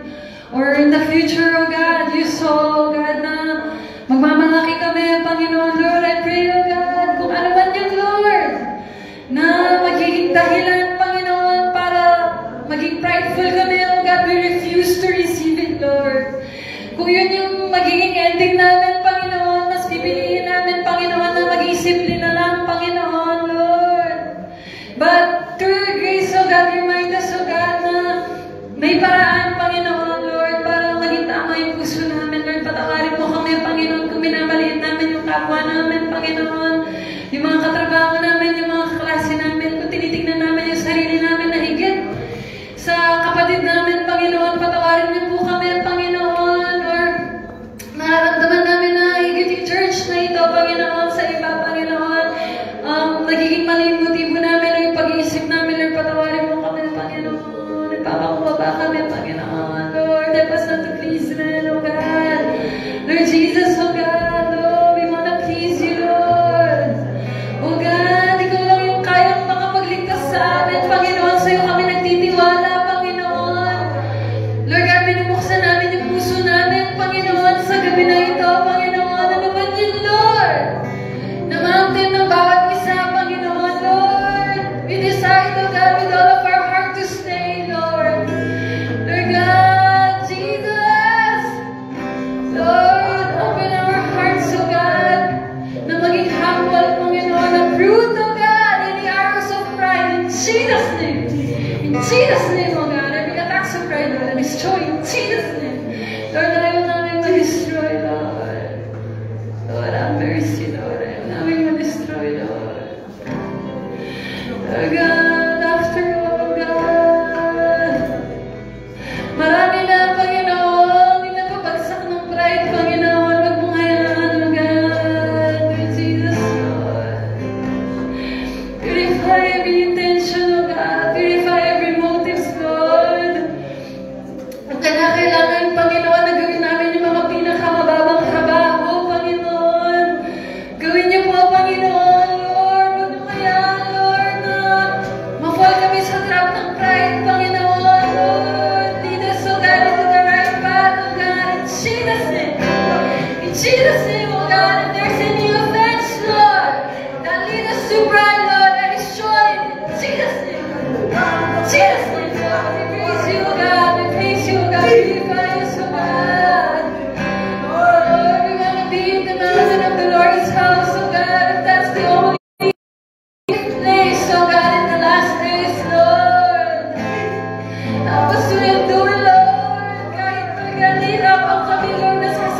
Panginoon.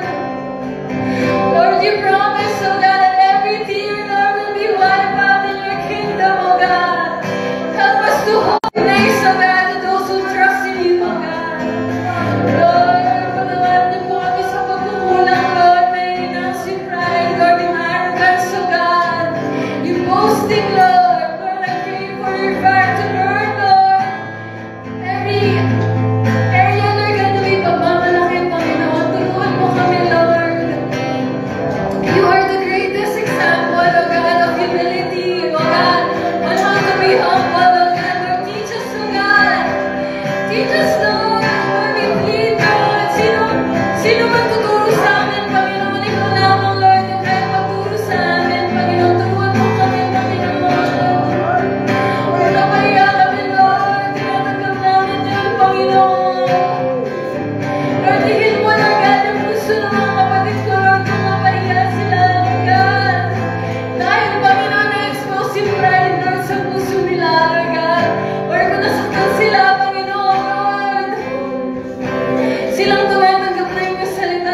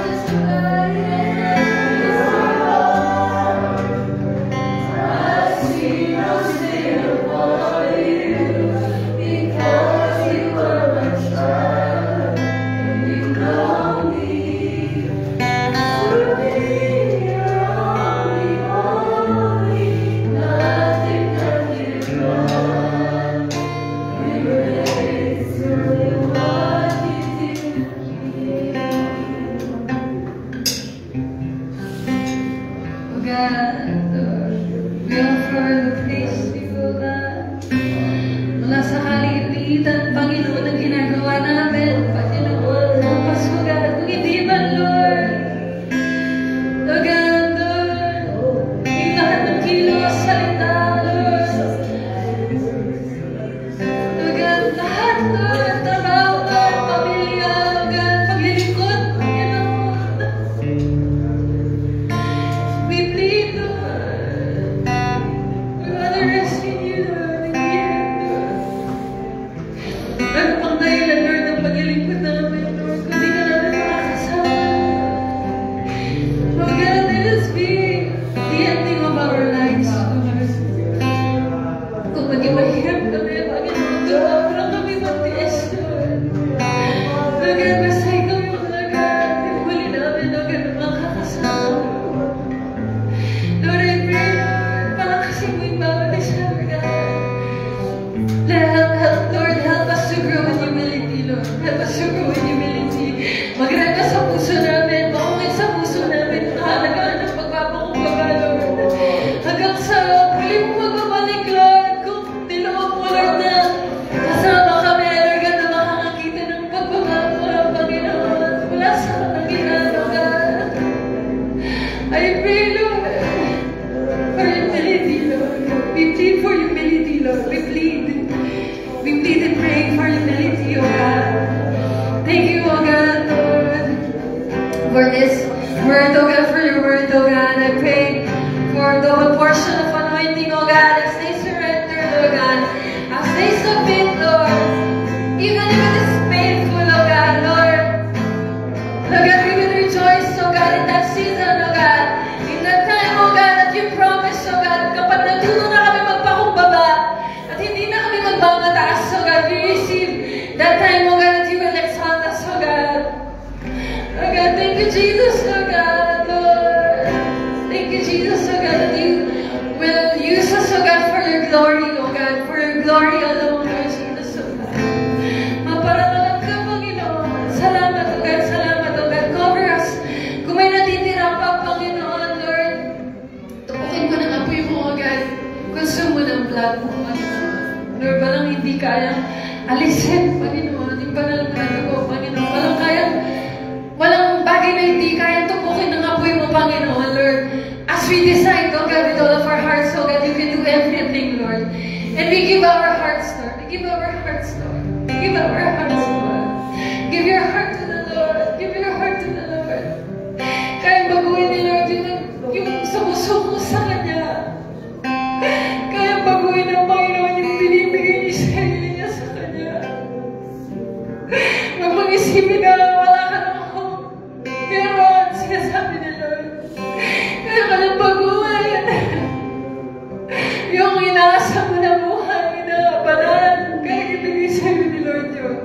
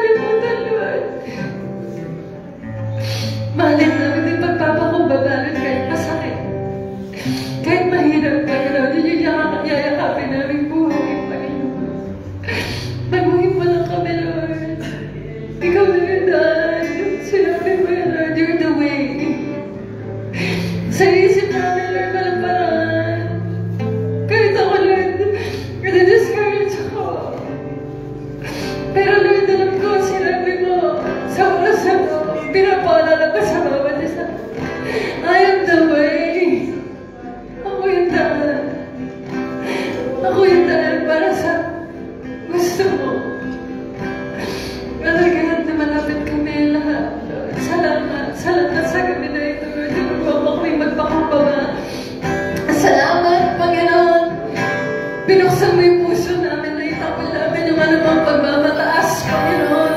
Lord, I pray, O God, visit, O God, even yung mga nagla-live, Panginoon. Yung tangible na presence, Panginoon, yun yung maranasan nila. Panginoon, Lord, Lord, yung presence mo pala, O God. Your glory, O God, Lord. Binababa kami ng Panginoon. Lagi mong iparanasan ang presensya mo, Lord, para hindi namin naisip ng malaki, Lord. Salamat, Panginoon, alam ko, O God, binago mo kami ngayong gabi, Lord. Salamat. Salamat, Panginoon. Salamat sa iyong kalwalhatian, Lord. Sa iyong kalwalhatian. Sa lahat namin gagawin, Lord, sa iyong karangalan. Sa iyong pagsamba. Karapat-dapat ka, Panginoon. Karapat-dapat ka, Panginoon. Karapat-dapat ka. Salamat po, Panginoon. Nalalahanin ka namin, Panginoon. Sige po, ilisabit po natin yung elements for communion.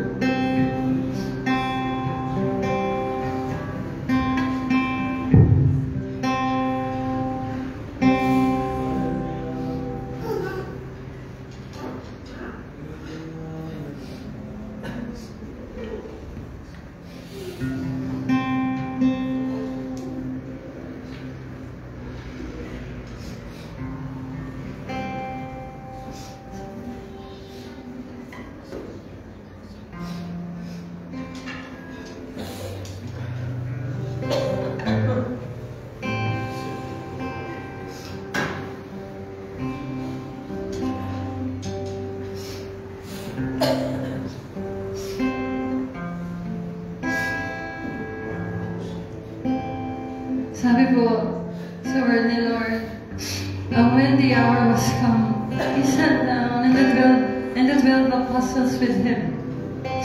And He said unto them, I have desired to eat this Passover with you before I suffer. For I say unto you, I will not anymore eat thereof until it be fulfilled in the kingdom of God.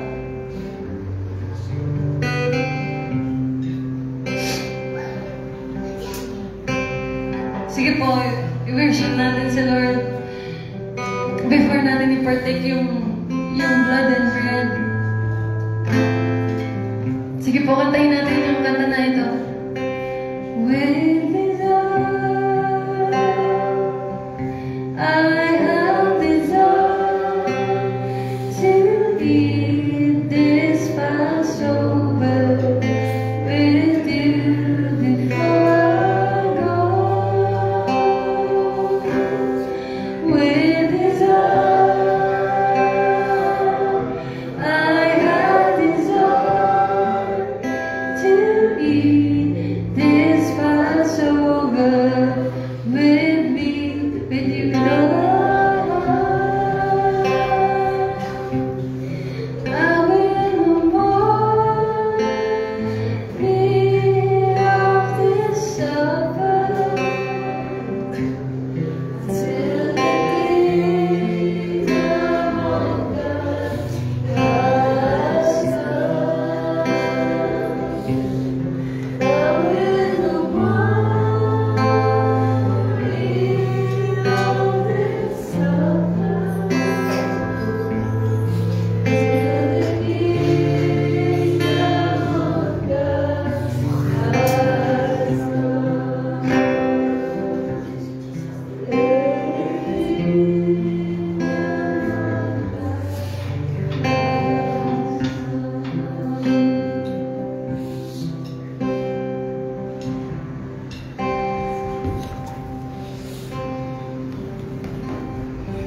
And He took the bread and gave thanks, and brake it, and gave unto them, saying, This is my body, which is given for you.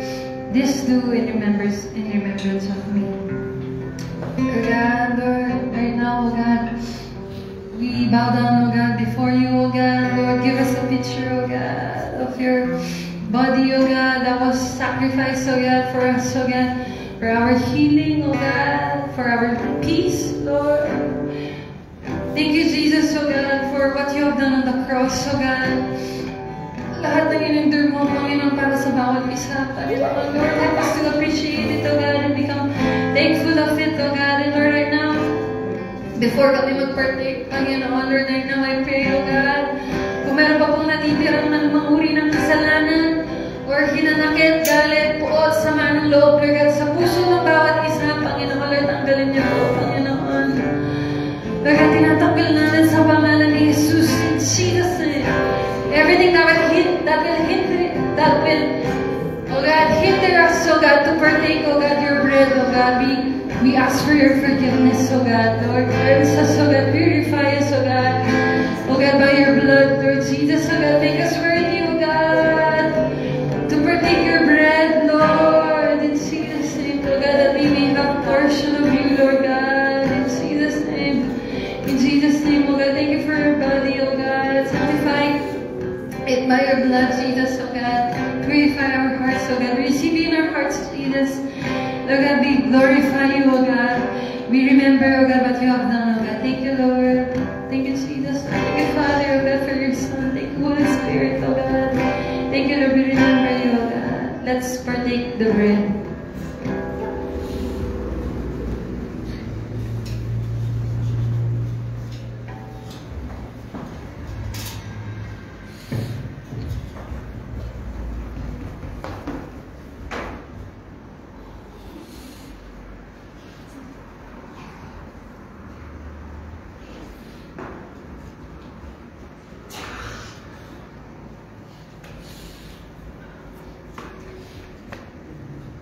And he took the cup and gave thanks and said, "Take this and divide it among yourselves. For I say unto you, I will not drink of the fruit of the vine until the kingdom of God shall come." Thank you, Jesus, Lord. Thank you, Lord. Thank you for your blood, Lord Jesus, that was shed on the cross, Lord. Thank you, Jesus, Lord. Thank you, Panginoon, Lord. We appreciate it, Lord. Panginoon, salamat sa ginawa mo, Panginoon. Kaya malinis kami, Panginoon.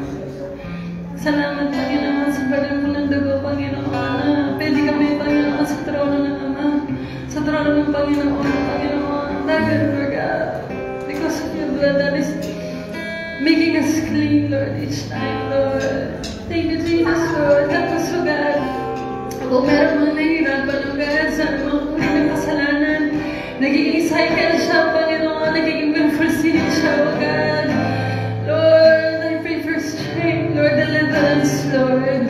Right now, Lord, we ask for your forgiveness, Lord, for any shortcoming, O God, in Jesus' name. I pray for your blood to make us worthy, Lord, to be in the holies of the holiest, Panginoon. Thank you, Jesus, Lord. Thank you, Jesus, for your blood, O God. We appreciate it, Lord. We appreciate it, Lord.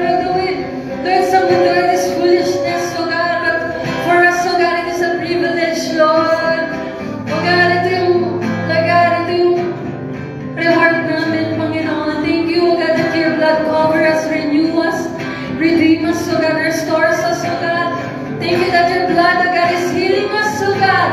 Thank you, Jesus, O God, that your blood is mighty and powerful, O God.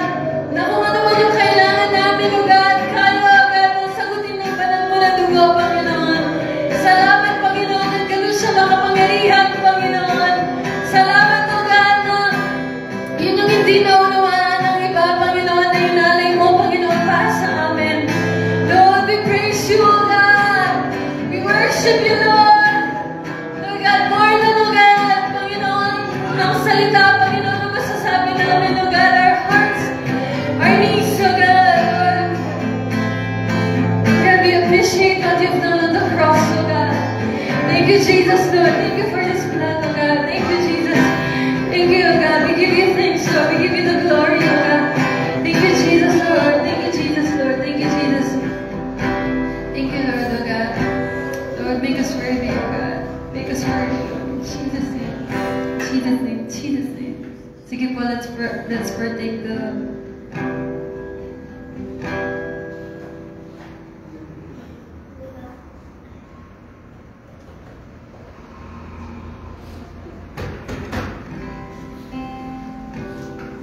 Thank you, O God. Thank you, Jesus, Lord.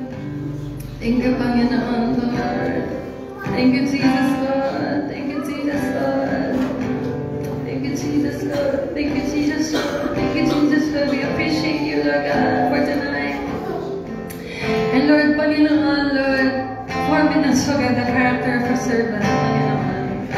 Make us your servant, Lord. Ready for the Master's use, O God, Lord. Sa oras na ito, Panginoon, inaalay namin, O God, yung buhay namin, kung kaunti na lang yung lakas, Panginoon, maging yun, binibigay namin, O God, to intercede for the souls, O God. Right now, O God, give us, O God, a compassionate heart, O God, for the souls, O God, Lord. Hindi lang yung compassion namin, Panginoon, but, Lord God, we know, Lord God, that you, Father, O God, is compassionate, Lord. We ask, O God, that you pour out for this church, O God, to minister, O God, and intercede for the souls, O God. Lord, iniiwan na namin yung nakaraan, Panginoon, kung nagkulang man kami sa pananalangin sa iba noon, Panginoon, Lord. Let this be, O God, the day, O God, na babaguhin mo kami, Panginoon, in Jesus' name. Lord, right now, O God, sinusuot ka namin, Panginoon, bilang ating kalasan. Ama, Panginoon, Panginoon Jesus, Banal na Espiritu, Panginoon, maging helmet of salvation, the breastplate of righteousness, O God, the belt of truth, the shoes for the preparation of the gospel of peace, O God, the shield of faith, and the sword of the Spirit, O God. We wear it, O God, with the strength that you pour in our hearts, O God. Thank you, Jesus, O God. Lord, go before us, O God, just like in the time of Jehoshaphat, Panginoon, Lord. Who is greater than you, O God? You are the greatest, O God. You are mighty, O God, in the battle, O God. Lord, there is no, O God, Lord, parang pagkatalo sa'yo, Panginoon. Everything, O God, is victorious, O God. Lord, we entrust, O God, every battle, O God. Lord, Panginoon, right now, O God, by the blood of Jesus, O God, let this church, O God, conquer, O God, to destroy every works of darkness. In Jesus' name, O God, we come against, O God, every works of darkness, O God, every principalities, O God, every tyrant demon, O God, we destroy them. In Jesus' name, O God, Lord, Jesus, O God, you're the God of the poor, O God, Lord, O God, go before us, O God, let your fire, O God, from heaven, O God, destroy, O God, every stronghold, O God, every attack in the second heaven, O God, ano man yung na-establish doon, Panginoon. Right now, O God, I am praying, O God, destroy it, Lord, in Jesus' name, O God, Lord, we plead, O God, in Jesus' name, O God, for the souls, O God, God, O God, na winasak, O God, ang aaway, Panginoon, up until now, O God, they were slaves, O God, they were captives, O God, because of sin. Right now, O God, we speak deliverance in Jesus' name. Lord, hindi man namin ma-reach out lahat, Panginoon. Lord, we believe, O God, Lord God, you can reach them out, O God. Send for your angels, O God, to minister, O God. Lord God, let your word be preached, O God, and, O God, deliverance, O God, will come, O God, in Jesus' name. Let every prison of theirs be open, O God, in Jesus' name, O God. Let your light so shine all over the earth, Lord. Let your light so shine upon every mind, O God. Lord, right now, O God, lahat naman sa suicide, O God. Every suicide spirits, O God, destroy them.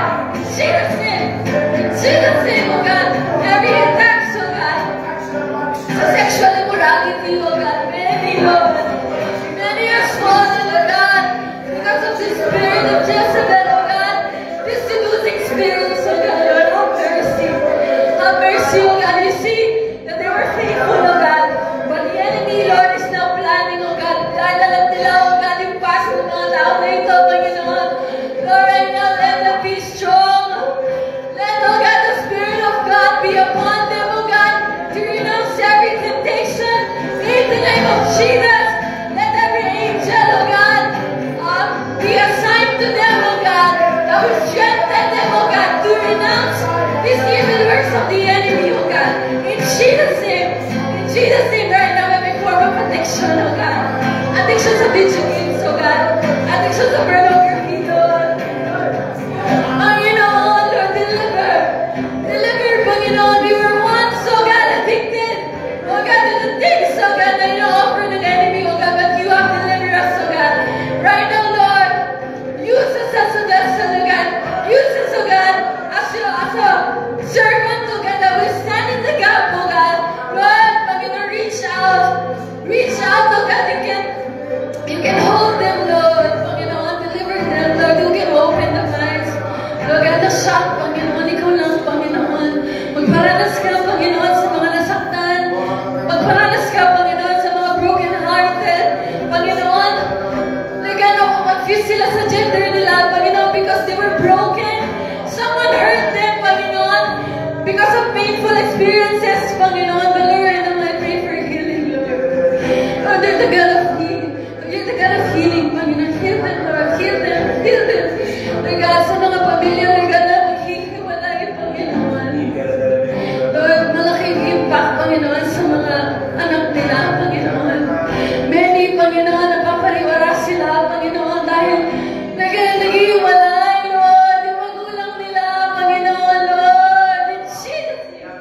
Lord, deliver mo sila, Lord, from divorce, Lord, from annulment. Kung meron bang, Panginoon, na nagugustuhan nila, kaya gusto nilang maghiwalay, Panginoon, Lord, deliver, Lord God, open their eyes, Panginoon, that it is only, oh God, temporary, Panginoon. Now, Lord God, hindi yung kalooban mo, Panginoon. Open their eyes, oh God, the blind, oh God, even the ears of the deaf, Lord, na ayaw na makinig sa pangaral mo, sa salita mo, pinatigas sila, Panginoon, ng maling doktrina, Panginoon, ng maling relihiyon, Panginoon, paniniwala, Panginoon, gusto mo yung isip nila, Panginoon. Also, God, who choose to hate you, Lord God, because, Lord God, hindi nasagot yung panalangin nila, akala nila hindi ka totoo, Panginoon, Lord, right now I pray. Lord, even this time, last breath na nila, Panginoon, we're pleading, Lord.